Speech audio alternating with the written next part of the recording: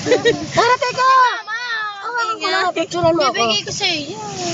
Video na lang, oh. Ayan, oh. Ano ba? Nagbibideo, hindi picture. Oh, yan na. Ano masasabi mo sa pagkakahuli mo ng starfish na yan? Nakakatakot! Starfish na parang pusit dahil walo yung galamay.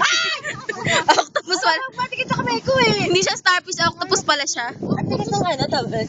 Ang tigas ng ano niya. Ba't di mo kasi hawakan sa dulo? Ayoko! Oh, ano masasabi mo at endangered species na po yan, nakukulong kayo. Nakita ko, sabi ko, starfish yun. Yung pala gumagalaw. Putol ang kanyang,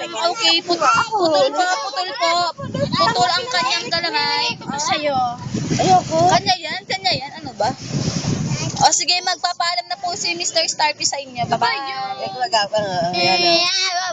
Sa mama.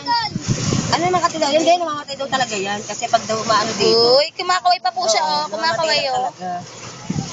Ay, nakakita niyan. Babay na daw po, nagpapaalam na siya, kumakaway-kaway sa inyo. Ayun, Kaya lang ang alam ko kasi. ayan, Oo, diba, no? Isang klase yun.